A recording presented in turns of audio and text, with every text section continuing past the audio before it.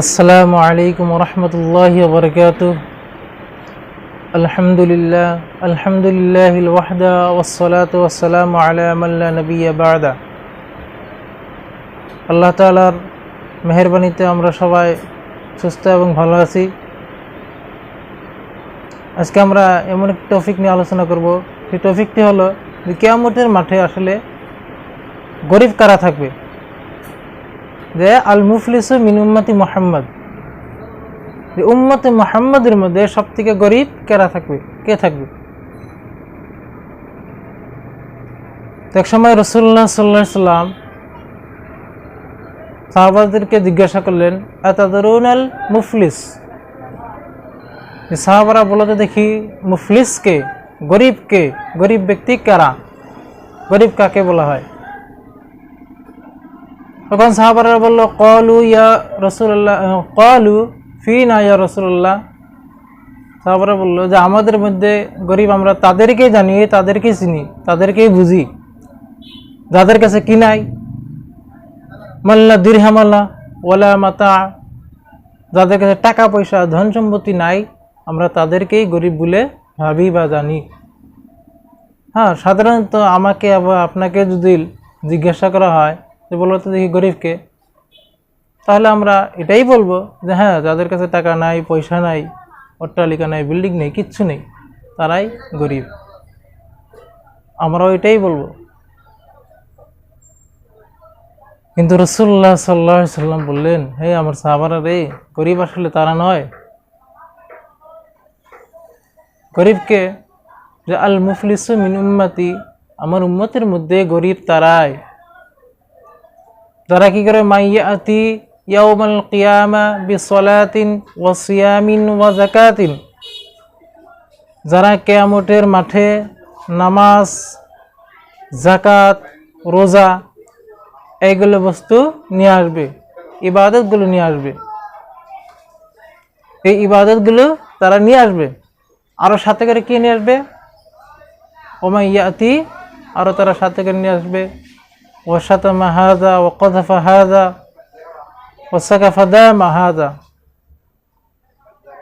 তার সাথে করে মানুষের তুহমত যে লাগাইছে, মানুষের উপরে যে জুলুম করেছে, অত্যাচার করছে, তুহমত লাগাইছে, গালিগালাজ করছে, এই সমস্ত বস্তু তারা সাথে করে নিয়ে আসবে। এখন বিষয় হলো তারা গরিব কিভাবে হবে। গরিব তারা এরকমভাবে হবে যে কিয়ামতের মাঠে যে সময় আল্লাহ তাআলা তাদেরকে হিসাব নিকাশ করবে, করার সময় তাদেরকে কি করা হবে, ফায়াকুদু ফায়াকতাসু মিন হাসানাতিহি, তাদের কাছ থেকে তাদের নেকিকে নিয়ে দেওয়া হবে, নেকি দিয়ে বদলা দেওয়া হবে। তারা দুনিয়ার বুকে যাদের উপরে তুহমত লাগাইছে, যাদেরকে গালিগালাজ করছে, যাদের মাল খাইছে, যাদের সঙ্গে লড়াই ঝগড়া করছে, তারা কিয়ামতের মধ্যে ফরিয়াদ করবে, ইয়া আল্লাহ, এরা দুনিয়ার বুকে আমাদেরকে জুলুম করেছে, এরা এই করেছে। যে তাদেরকে আল্লাহ রাব্বুল আলামিন তাদের নেকির থেকে তাদের কি করে বদলা দিয়ে দিবে। বদলা দেওয়ার পর এক সময় তাদের নেকিও কি হয়ে যাবে, শেষ হয়ে যাবে। শেষ হওয়ার পর তাদেরকে কি করা হবে, তাদের উপর যাদের উপরে জুলুম করেছিল তাদের গুনাহকে তাদের উপর দিয়ে দেওয়া হবে। যে ঠিক আছে, তোমার নেকি শেষ হয়ে গেছে, এখন তাহলে তুমি কি করো, তাদের গুনাহকে তুমি নিয়ে নাও। এই গুনাহ নিয়ে নেবে। গুনাহ নেওয়ার পরে তার হালত এরকম হয়ে যাবে যে কিয়ামতের মাঠে তার নেকিও শেষ, উপর থেকে তার উপর আরো গুনাহ চলে আসলো। তখন সেই সময় কি হলো, সে গরিব হয়ে গেল। কিয়ামতের মাঠে সে গরিব হয়ে গেল। আর তাকে আল্লাহ রাব্বুল আলামিন তখন কি করবে, ফাতুরিহা আলাইহিন নার, তাকে জাহান্নামের আগুনে ঢেলে দিবে, তাকে জাহান্নামে দিয়ে দিবে। এই জন্য ভাই ও বন্ধুরা, আমরা হয়তো ভাবি যে আজকে আমি দুনিয়ার মধ্যে টাকা পয়সা ওয়ালা, আমি সব থেকে ধনী। সাহাবারা ওটাই বলেছিল, আমি আপনি এটাই বলবো যে তারাই ধনী, আর যাদের কাছে টাকা পয়সা নাই তারাই গরিব। কিন্তু আসলে তা নয়।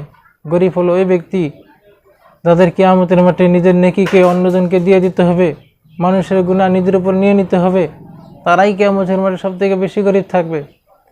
এই জন্য যাতে আমরা দুনিয়ার বুকে থাকাকালীন অবস্থায় যাতে আমরা কাউকে গালি না দেই, কারো উপরে তুহমত না লাগাই, কারোর সাথে বদসলুকি না করি, কারো যাতে বুড়াবেলা না কই, এর যাতে হক ডাবায় না খাই, কাউকে যাতে অন্যায় অবিচার হিসাবে কাউকে মারধর না করি।